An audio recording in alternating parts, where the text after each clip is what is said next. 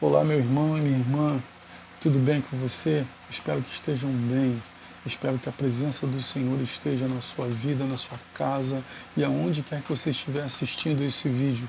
Eu sou André Ferreira, sou do Ministério Adore, um colaborador, e estamos aqui para falar hoje sobre a oração com o propósito de alcançarmos a piedade, ou seja, a vontade de Deus, de alcançarmos o amor à vontade de Deus. No livro Disciplinas Espirituais, esse é o capítulo 4, o autor faz um destaque muito, mas muito interessante, onde ele coloca a oração numa sequência logo depois do conhecimento, logo depois da absorção da palavra. Você ouviu no capítulo anterior o irmão André falando sobre isso, muito bem explicado. E você perceba que quando você tem essa absorção, nós não estamos falando de uma simples leitura, nós estamos falando do entendimento da palavra. Nós estamos falando daqueles que leem a palavra com sede de entender aquilo que estão lendo e guardam no seu coração. Assim como o salmista lá no Salmo 19 declara, né? Escondi, guardei a sua palavra no meu coração para eu não pecar contra ti. E ele vai dizer, um pouquinho antes, ele vai dizer exatamente assim: te adorarei, Senhor, de coração sincero, quando entender os teus estatutos, quando eu conhecer a tua palavra. Ou seja, para a nossa oração, para a nossa adoração, para tudo isso nós necessitamos desse conhecimento, desse entendimento, que na verdade é um ciclo. Se você conhece a palavra, você tem a necessidade de falar com Deus, de estar ouvindo a Deus, e você ouve a Deus através da palavra, você enxerga você mesmo através da palavra. C.S. Lewis diz uma coisa interessante, que todos os livros, eles demonstram ou relatam do pensamento ou da forma de pensar dos seus autores. Eles revelam isso. Mas a Bíblia não. A Bíblia, ela revela o pensamento do autor, ela revela o caráter do autor, mas ela também revela quem somos. Ela mexe dentro de nós. Então esse conhecimento da palavra traz para a minha vida e para a sua vida um conhecimento e um poder que vem através da oração. A oração nada mais é que um presente. A oração é uma chave que Deus nos entregou. E desde o Antigo Testamento, lá quando Abraão orou intercedendo por Ló, quando Josafá orou suplicando a Deus ajuda, dizendo que não sabia o que fazer, mas os olhos deles estavam fixos no Senhor. Lá quando Ezequias orou e falou: Senhor, nós vamos ser destruídos. E o Senhor usou o profeta e foi lá e respondeu a Ezequias. Nós vemos várias situações no Novo Testamento, Jesus falando o tempo inteiro, em Mateus capítulo 6, verso 5, 6, 7, verso 11. Mateus, Jesus vai falando sobre a necessidade que temos de orar, sobre a necessidade que nós precisamos de oração. Nós precisamos falar com Deus. Deus é como se fosse um general, um grande general, uma grande batalha. Esse general ele precisa ter comunicação com os seus soldados que estão no fronte de batalha. Mas esses soldados que estão no fronte de batalha, eles não foram para lá da hora do dia para a noite, de uma hora para outra, não. Eles foram preparados. Antes de irem para a frente de batalha, antes de pegarem um navio, o avião, o tanque, antes de pegarem num rifle, num fuzil, antes de pegarem qualquer arma que fosse, eles eram instruídos. Eles são instruídos, eles recebem as estratégias, mas durante a batalha, eles tendo esse conhecimento da estratégia, essa estratégia também é reforçada através da comunicação. E o autor do livro vai falar sobre essa comunicação, comparando a oração a um walk-talk. Uma forma de se comunicar com o general diretamente, para que você diga para ele qual a situação do fronte de batalha, não que Deus não saiba, mas é para que você diga qual é a situação, para que você relate, para que você fale das suas necessidades, mas também para que Deus fale com você e diga para você para onde você deve ir, o que você deve fazer, o que você não pode fazer. E mediante a essa obediência, e mediante essa busca do conhecimento e ouvir esse conhecimento, receber, conceber e de obedecer esse conhecimento, você adquire poder. Poder na oração, poder na sua palavra. Vamos comparar a oração, a vida de oração, a uma esponja. Pegue uma esponja branca, mergulhe essa esponja num balde com uma tinta vermelha. Então você vai espremer essa esponja quando tirar ela do balde. Você percebe que ela fica vermelha, ela absorve a cor do balde onde ela estava mergulhada. E quando você espremer, o que vai escorrer pela sua mão, pelo seu braço, é uma tinta vermelha. Agora, quando você mergulhar essa mão, essa mesma esponja, manchada com a tinta vermelha dentro de uma água límpida e transparente, e você apertar essa esponja, a água vai descer vermelha, porém um pouco mais clara. E você vai repetindo essa sequência até que, quando você apertar essa esponja, a esponja vai sair límpida, porque a água limpou, essa água corrente, ela limpa. Assim é a palavra de Deus. A carne a gente pode representar no balde de água vermelha ou azul, a cor que você quiser, mas aqui você tem a palavra de Deus, com uma água sempre límpida, uma água que não se mancha. Quando você mergulhar o balde, a esponja vermelha aqui nessa água límpida, ela não vai manchar, e quando você tirar, você vai simplesmente escorrer com essa sujeira, essa imundície, e assim é a sua mente, é a minha mente, é o meu coração. E assim fica o resultado da nossa oração. Quanto mais mergulhados na palavra de Deus, quanto mais mergulhados no entendimento de Deus, a nossa oração sai mais límpida, porque a palavra, o conhecimento, a absorção da palavra torna a nossa oração clara, a nossa oração lúcida. Perdemos aquela loucura de orarmos por coisas que não precisamos. Aquele que é conhecedor da palavra de Deus, ele nunca vai estar orando por coisas que ele realmente não precisa, ou coisas que sejam só para ele. Ele vai estar sempre buscando o que é a vontade de Deus.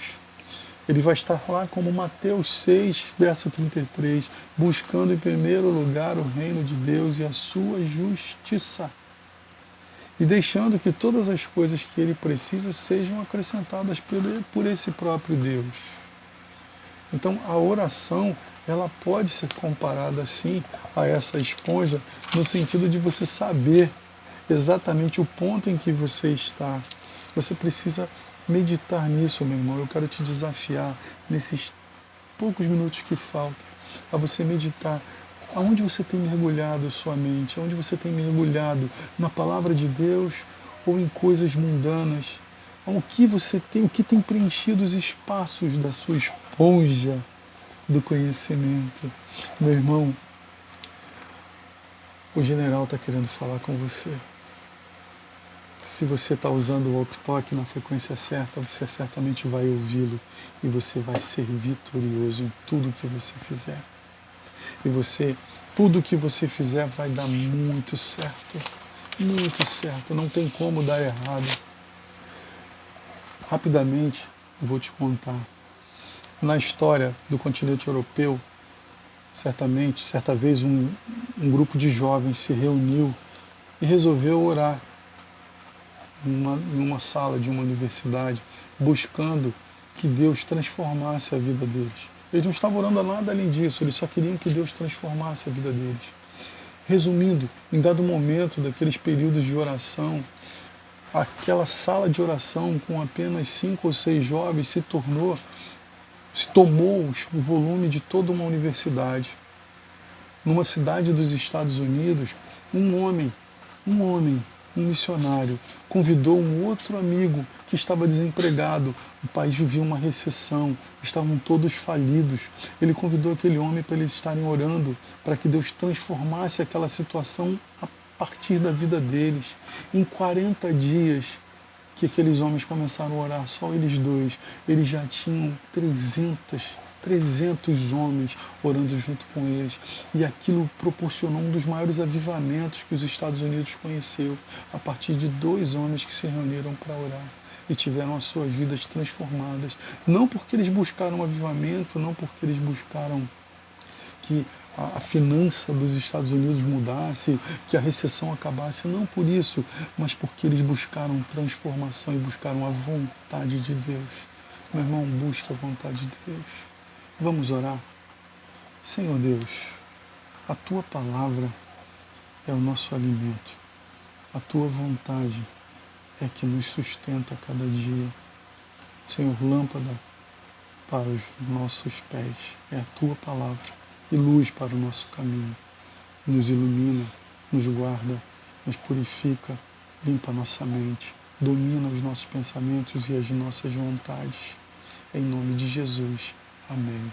Meu irmão, minha irmã, eu queria deixar com você um outro verso, também já muito conhecido por todos, e é um verso que ele retrata muito do que nós precisamos para os dias de hoje. E ele diz assim, olha, ele está lá em 2 Crônicas 7, verso 14. E se o meu povo, que se chama pelo meu nome, se humilhar e orar, e buscar a minha face, e se converter dos seus maus caminhos,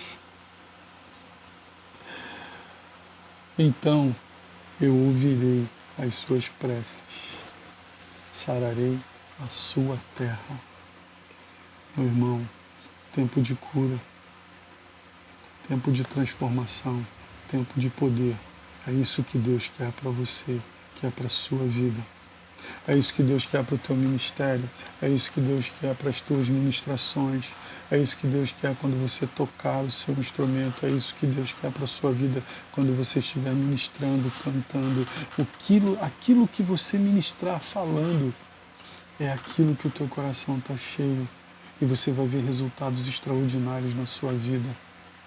Ensaie, aprenda as canções, mas também faça o seu ensaio espiritual, lendo a palavra de Deus, se enchendo da palavra de Deus, mergulhando a sua esponja, e que ela seja encharcada da palavra de Deus, e quando ela for exprimida, quando os seus pensamentos, seus sentimentos forem exprimidos, eles jorrem a vontade de Deus, a palavra de Deus. Seja cheio do Espírito Santo, em nome de Jesus. Em breve nós estaremos juntos novamente. Que Deus abençoe a sua vida, em nome de Jesus. Maior é o que está em nós do que aquilo que está no mundo. Quando os problemas se levantarem, lembre, maior é o que está com você do que aquilo que está no mundo, querido. Em nome de Jesus.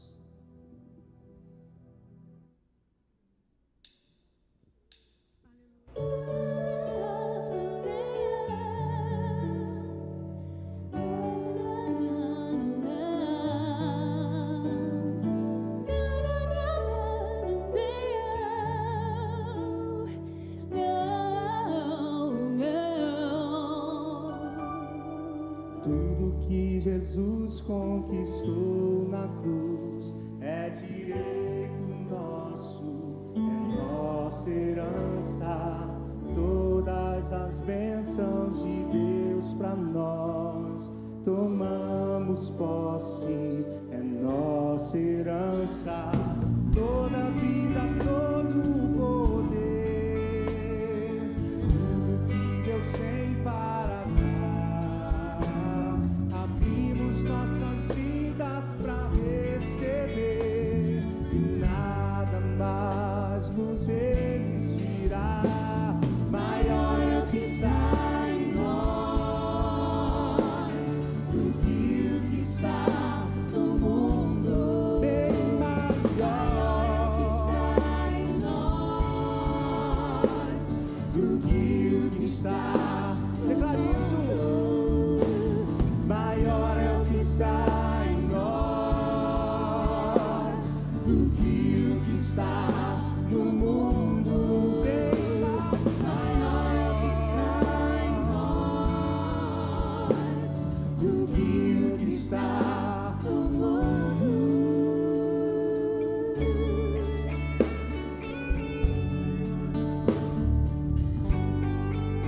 Bem maior.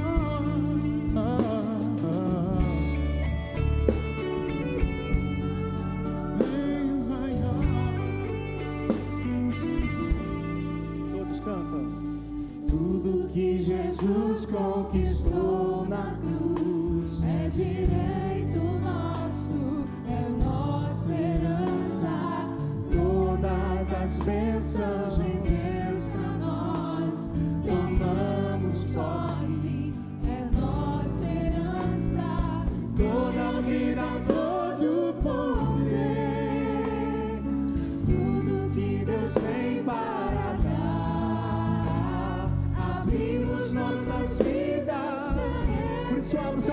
nessa noite. Olhe para Ele, cante para Ele, diga: maior é o que está em nós do que o que está no mundo, bem maior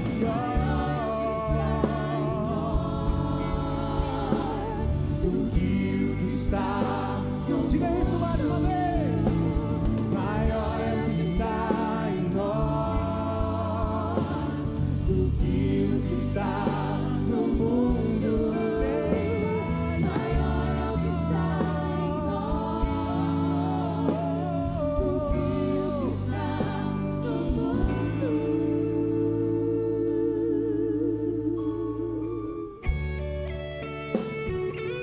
O servo do homem de Deus levantou-se bem cedo pela manhã e quando saía, viu que uma tropa de cavalos e carros de guerra havia cercado a cidade.